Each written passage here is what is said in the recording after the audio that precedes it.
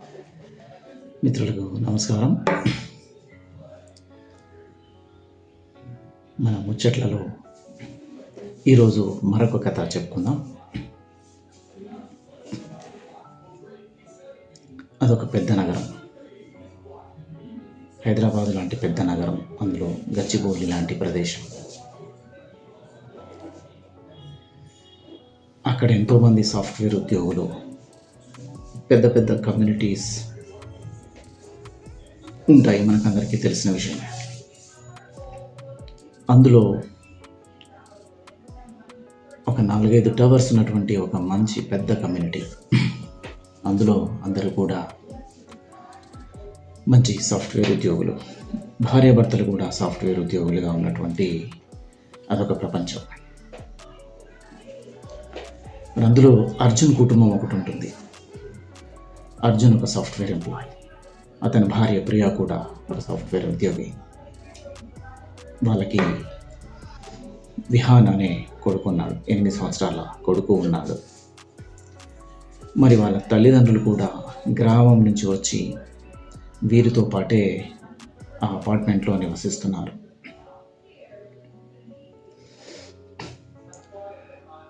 ఒక్కొక్క అపార్ట్మెంటు వాస్తవంగా చూస్తే ఒక్కొక్క ఊరంత అవుతుంది. అలా కొన్ని ఊర్లు కలిసినటువంటి సముదాయం ఆ కమ్యూనిటీ. కానీ అక్కడ నిర్మానుష్యంగా ఉంది. అందుకని వాటికి సైలెంట్ టవర్స్ అనే పేరుంది అక్కడ.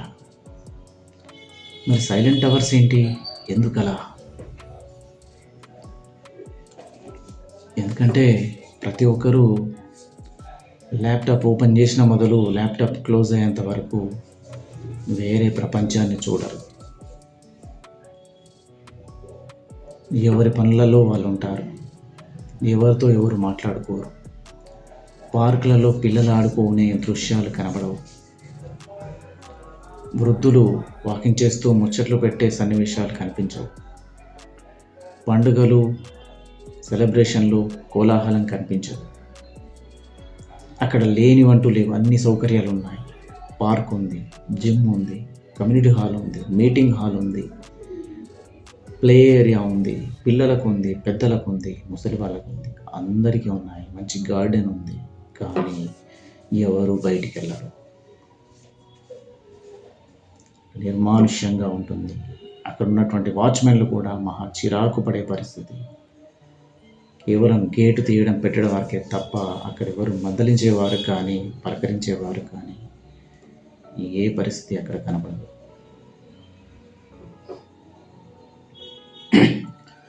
ఒకసారి అర్జున్ వాళ్ళ బాబు విహాన్ స్కూల్లో వాళ్ళ టీచర్ ఒక పరీక్ష పెట్టింది.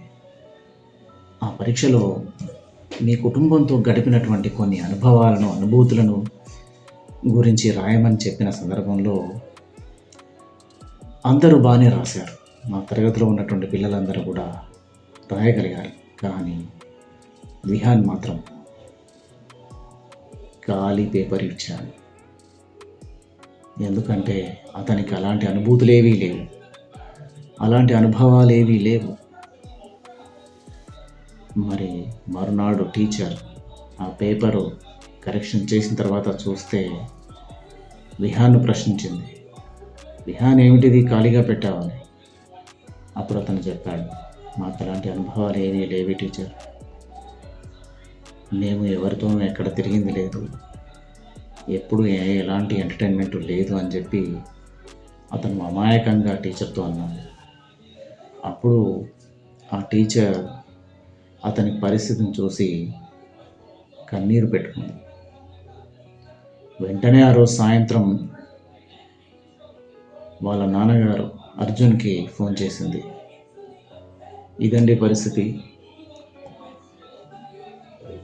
కుటుంబం అన్నాక, పిల్లలన్నాక కొన్ని ప్రయాణాలు, కొన్ని స్వీట్ మెమరీస్, కొన్ని సెలబ్రేషన్స్, రిలేషన్స్, విజిట్స్, ఇవన్నీ ఉండాలి కదా.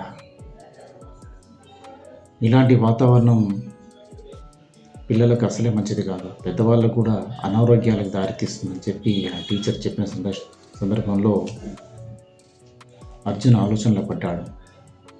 అయినా కూడా మరుసటి రోజు నుంచి అతను రోజు చేసే పని చేయక తప్పని పనిలో ఉన్నాడు అతను. కొన్ని రోజుల తర్వాత వాళ్ళ నాన్నగారికి గుండెపోటు వచ్చింది, హార్ట్ అటాక్. వెంటనే అతన్ని హాస్పిటల్లో వైద్యం చేయించి ఇంటికి తీసుకొచ్చారు. ఇంటికి తీసుకొచ్చే ముందు డాక్టర్ ఏం చెప్పాడు, డాక్టర్ని అడిగాడు అర్జున్, ఏంటి డాక్టర్ ఏం జరిగింది, ఎలాంటి జాగ్రత్తలు తీసుకోవాలి, మేము ఎలాంటి మెడిసిన్ వేసుకోవాలి ఏంటి అని అడిగిన సందర్భంలో డాక్టర్ ఏం చెప్పాడు అది విని అర్జున్ షాక్ అయ్యాడు.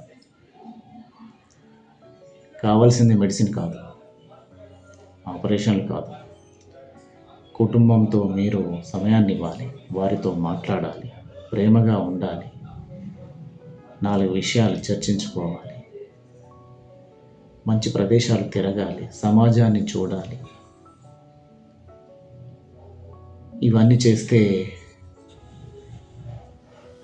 అతని రోగం చక్కబడుతుంది, అతను ఆరోగ్యంగా ఉండగలుగుతాడని చెప్పి డాక్టర్ ఉన్నప్పుడు అర్జున్కి మరొకసారి షాక్ తగిలింది. ఇంతకుముందే కొడుకు విషయంలో అదొక సంఘటన జరిగింది, ఇప్పుడు తండ్రి విషయంలో కూడా మరొక సంఘటన ఎదురైంది. అర్జున్లో ఒక సంఘర్షణ మొదలైంది. మనం మనుషులమా, యంత్రాలమా? మనం ఏం చేస్తున్నాం? గంటల తరబడి ల్యాప్టాప్ల ముందు, ఫోన్ల ముందేనా మన జీవితం అంతా కూడా? మన కుటుంబాలకు, మన కుటుంబ సభ్యులకు, మన పిల్లలకు మనం ఏమాత్రం సమయం ఇవ్వలేమా? నా కొడుకు దృష్టిలో నేనేంటి, అతని బాల్యంలో నేను ఎలాంటి జ్ఞాపకాలను మిగులుస్తున్నాను, నా తల్లిదండ్రుల విషయంలో నేనేం చేస్తున్నాను, ఒక మంచి కొడుకుగా నేను వాళ్ళకి ఏం ఆప్యాయతలు ఇస్తున్నాను, నా భార్య విషయంలో నేనేం చేస్తున్నాను? ఎవరితోనూ ఎలాంటి ఇంటిమసీ లేదు. ఇది కాదు మనం జీవించే విధానం, దీన్ని మార్చాలని అతను నిర్ణయించుకున్నాడు. అపార్ట్మెంట్ బయటికి టెర్రస్ వైపు నుంచి నగరం మొత్తాన్ని పరిశీలిస్తే అద్భుతమైన వెలుగులు, ఎత్తైన టవర్స్ కనబడుతున్నాయి. కాంతులతో వెలిగిపోతుంది ఆ నగరమంతా. నగరమంతా కాంతులున్నాయి, కానీ అతని జీవితం అంతా చీకటిగానే కనిపిస్తుంది అతనికి. ఇప్పుడు ఆ చీకటి నుంచి అతను ఏదైనా మార్పు చేయాలని అనుకున్నాడు. ఖచ్చితంగా ఒక మంచి సాధించాలని అతను అనుకున్నాడు. వెంటనే అతని ఫోన్లో ఆ కమ్యూనిటీ గ్రూప్లో మనము రేపు సాయంత్రం పార్కులో కలుద్దామని చెప్పి మెసేజ్ పెట్టాడు. మెసేజ్ పెట్టడం అనేది, అలాంటివి జరగడం అనేది అలా కమ్యూనిటీలో లేదు కాబట్టి అది చూసినటువంటి చాలామంది మిత్రులు నవ్వుకున్నారు. అయినప్పటికీ కొంతమంది అతను పిలుపుని అందుకొని సాయంత్రం పార్కుకు వచ్చారు కొంతమంది. మరొకసారి అదే విధంగా అతను మీటింగ్ నిర్వహించినప్పుడు మరికొంతమంది వచ్చారు. అప్పుడు మొదలైంది కాస్త, మనుషులం మనమందరం ఒక దగ్గర నివసిస్తున్నామా?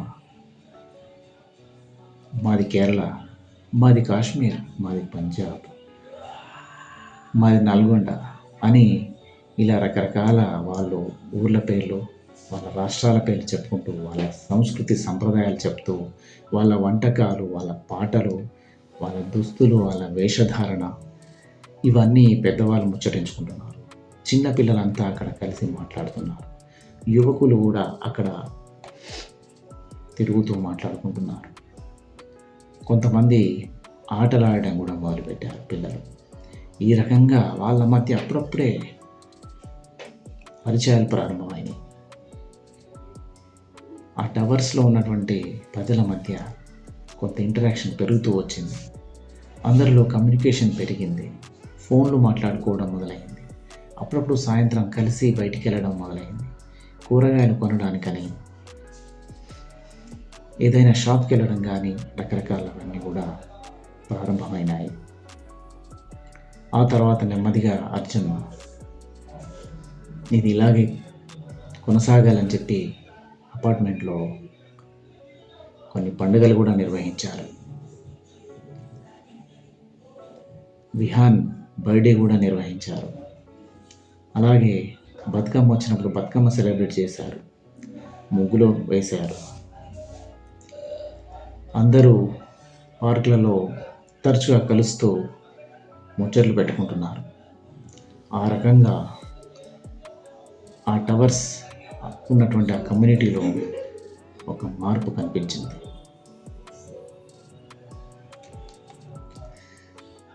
ఆ తర్వాత అర్జున్ కుటుంబం వరంగల్ టూర్కు వెళ్ళడం జరిగింది. అక్కడ దర్శనీయ స్థలాలన్నీ చూసి వచ్చారు.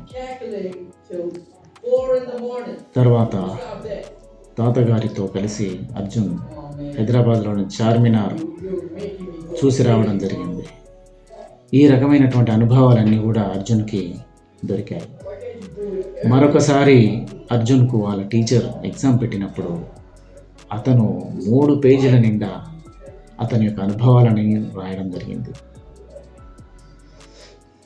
అది చూసినటువంటి టీచర్ అతనిలో జరుగుతున్నటువంటి మార్పుకు సంతోషించి అతనితో చాలా ఉత్సాహంగా మాట్లాడింది. అతను కూడా ఇంత ముందులా లేడు, చాలా ఉత్సాహంగా మాట్లాడుతున్నాడు, ఉత్సాహంగా కనిపిస్తున్నాడు, స్నేహితులతో తిరుగుతున్నాడు, పరీక్షలో కూడా అద్భుతంగా మార్కులు సాధించాడు. ఈ రకంగా వారందరిలో మార్పు సంభవించింది. నెమ్మదిగా ఆ టవర్స్ పేరు సైలెంట్ టవర్స్ కాకుండా స్మైల్ టవర్స్గా మారిపోయింది. తరచుగా జరిగేటువంటి పార్టీలలో ఒకసారి అర్జున్తో అక్కడ ఉన్నటువంటి వాచ్మెన్లు అందరూ కూడా, సార్ మీ వల్లే ఈ మార్పు జరిగింది, ఇది ఇలాగే ఉండాలి సార్, ఇప్పుడు నాకు ఈ టవర్స్లో ఈ కమ్యూనిటీలో మనుషులు కనిపిస్తున్నారు సార్ అని చెప్పి అతను కళ్ళనీళ్ళు పెట్టుకొని చెప్పిన మాటలు అర్జున్ ఎప్పటికీ మర్చిపోలేదు. ఆ తర్వాత నుంచి అర్జున్ ఎప్పుడైనా వర్కే, ఫ్యామిలీనే ఆ విధంగా మర్చిపోకుండా కుటుంబానికి ప్రాధాన్యత ఇస్తూ వాళ్ళందరితో మాట్లాడుతూ ప్రయాణాలు చేస్తూ సంబరాలు చేస్తూ పండుగలు చేస్తూ అందరితో సంతోషంగా మెరగడం మొదలుపెట్టారు. అప్పుడు అక్కడ ఉన్నటువంటి కమ్యూనిటీలో అందరికీ అర్థమైంది, మనుషులం మానవత్వంతో ఉండాలి కానీ యంత్రాలుగా ఉండకూడదు అని.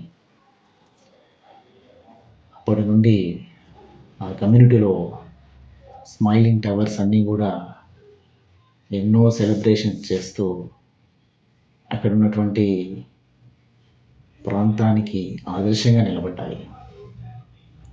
ఇది చాలా మంచి పరిణామం కదా. ఇలా మనుషులు ఎంత ఎదిగినా, ఎన్ని వస్తువులున్నా, ఎన్ని డబ్బులున్నా, ఎంత గొప్ప స్థాయికి చేరుకున్నా మనుషుల మధ్య సాన్నిహిత్యాన్ని కోల్పోవద్దు, మానవత్వాలను మర్చిపోకూడదు. ఇది ఫ్రెండ్స్, ఈ కథ మీకు బాగా నచ్చినట్లయితే ముచ్చట్లు ఛానల్ని సబ్స్క్రైబ్ చేయండి, లైక్ చేయండి, మిత్రులకు షేర్ చేయండి, వారిని కూడా చూడమని చెప్పండి. ధన్యవాదాలు. తదుపరి మరిన్ని కొత్త అంశాలతో, కొత్త కవితలు, పరిచయాలు, మాటలు, పాటలు, మనకున్నటువంటి ఎన్నో జీవిత అనుభవాలతోని ముందుకు రాబోతున్నాం. మీరందరూ ఆదరిస్తారని కోరుతున్నాను. Thank you.